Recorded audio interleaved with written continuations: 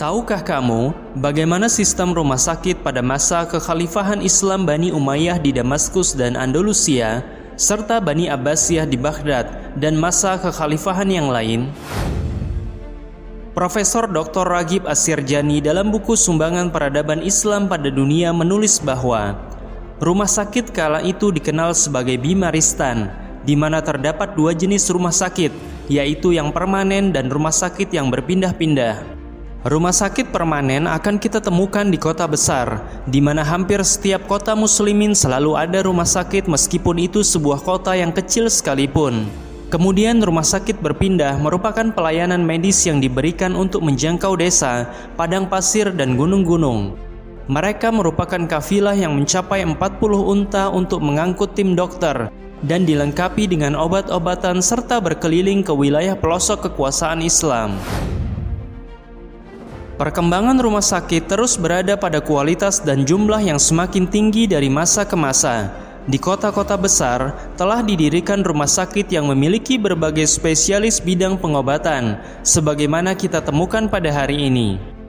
Di antara rumah sakit besar yang masyhur dalam masa kekhalifahan Islam adalah Rumah Sakit Al-Adudi, didirikan di Baghdad 371 Hijriah atau 981 Masehi. Kemudian Rumah Sakit An-Nuri di Damaskus, didirikan pada tahun 549 Hijriah atau 1154 Masehi. Kemudian Rumah Sakit Al-Mansuri Al-Kabir di Kairo, didirikan pada tahun 683 Hijriah atau 1284 Masehi. Sementara saat bumi Eropa dimakmurkan oleh Muslim Andalusia, hanya di kota Cordova saja telah lebih dari 50 rumah sakit didirikan. Rumah sakit bukan hanya digunakan sebagai tempat pengobatan, namun juga membuka fakultas-fakultas kedokteran yang tentunya dilengkapi dengan perpustakaan yang berkaitan dengan obat-obatan, ilmu bedah, dan fungsi-fungsi anggota tubuh.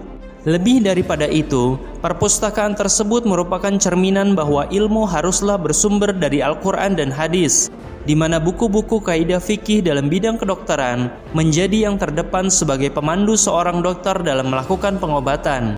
Salah satu rumah sakit yang kaya akan literatur adalah Rumah Sakit Ibnu Thulun, yaitu rumah sakit yang berada di Kairo dan memuat lebih dari 100.000 buku.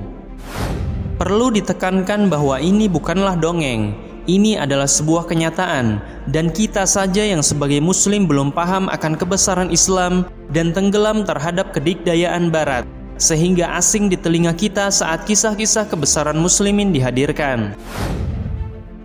Rumah sakit kala itu utamanya tidaklah disuplai dengan obat-obatan kimiawi, namun terdapat lahan luas yang ditanami dengan berbagai tumbuh-tumbuhan untuk memberikan pengobatan bagi setiap bidang penyakit.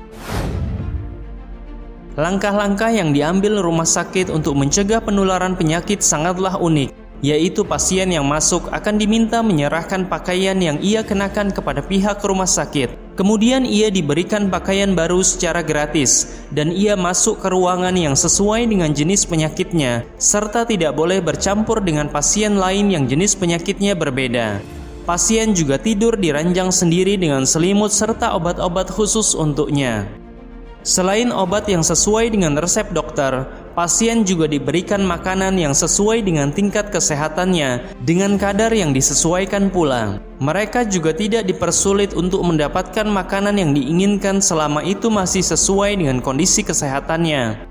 Setelah mereka dalam kondisi baru sembuh, maka pasien akan dimasukkan ke dalam ruangan baru yang berisi orang-orang dengan kondisi yang juga baru sembuh. Saat kesembuhannya telah sempurna, pasien akan diperbolehkan pulang dan diberikan baju secara gratis.